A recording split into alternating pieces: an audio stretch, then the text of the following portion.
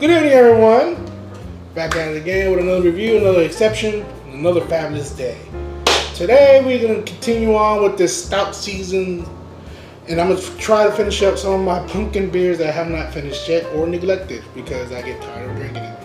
Today, we're going to do what I call the answers to the Pumpkinator, which is Buffalo Bayou's Pumkin Spice Latte. And yes, it is what it sounds correct. It's beer made out of pumpkin spice latte. Now, this particular beer is made from Buffalo Bayou Brewery. They've been around since 2011, made by two friends. Started as a microbrewery setup, and they just continue on from then on.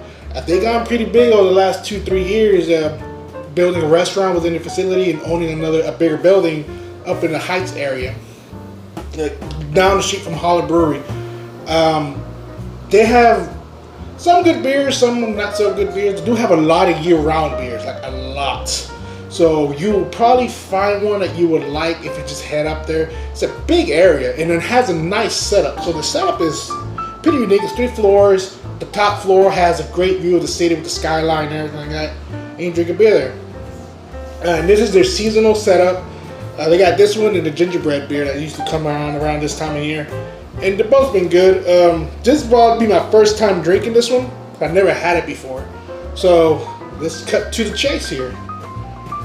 And once again, this is 9% alcohol by volume. And in the story goes that everyone keeps telling us we need to make a pumpkin ale. So we mock them by doing a pumpkin spice latte. That is the abbreviated version of that because I don't feel like reading the whole damn thing. So that's pretty much what it is. They're mocking pumpkin ale and making a pumpkin spice latte. So you get a little best of both worlds. They can also fall in that category of coffee beers that I've been drinking a lot here lately. So, and I got plenty more, and I quite honestly am getting tired of drinking them. But we will get over that bridge here soon. Let's pop it open.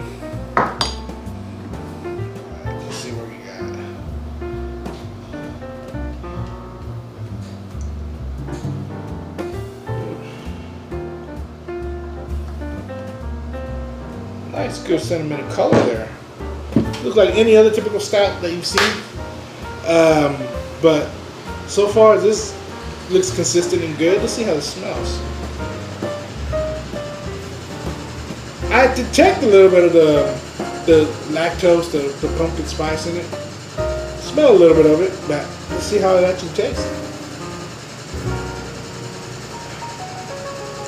It's not bad. It's not bad. It's not great, but it's not bad. It almost tastes like a 2018 Pumpkinator. Ooh. Which doesn't make it bad. It just doesn't make it my favorite.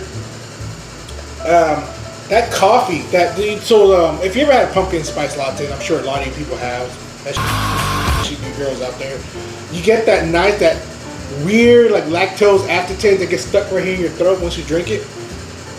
You get plenty of that in this. Right after you're done with swinging it, you're drinking it, it gets stuck right here and you can actually taste the cinnamon and the whatever this is in there, cinnamon, the pumpkin latte, lactose, and the coffee. It gets stuck in the back of your throat just like a regular latte does. So I think that's unique in its own right. But it's not a bad beer. It's not my favorite beer. It's not top of the line beer, but it's an affordable beer. It's a year-round beer. You can actually still find it. Sometimes I found this for sale like in March, so it's easy to get a hold of. It's a very, very light stout. It's not a heavy stout. It's not a brute stout, so it's easily enjoyable stout. It's not personally not my favorite type of stout, but I can see people out there enjoying it, liking it. It's a good way to get people to start drinking if they're curious about stouts. You can get them into it with this. So, with that being said, I'll rate this 3 out of 5. It's an average beer. It's a good beer, but an average beer at best. It is what it is. I do like the mockery of it, the poking fun of like Pumpkinator, pretty much just a slam against Pumpkinator. Because outside of St. Arnold's, the 3 other giant brewers they got around here, and I say giant in loosely terms. because really there's two of them.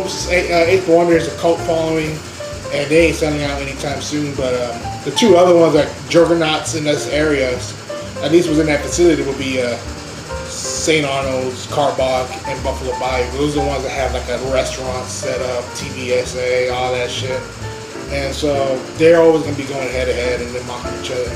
Carbach here been knocked out of the ring because, as many of you may know, they got bought out by the Anheuser-Busch company.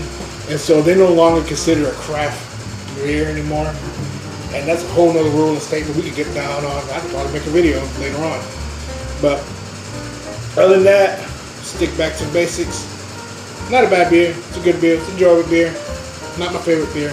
3 out of 5.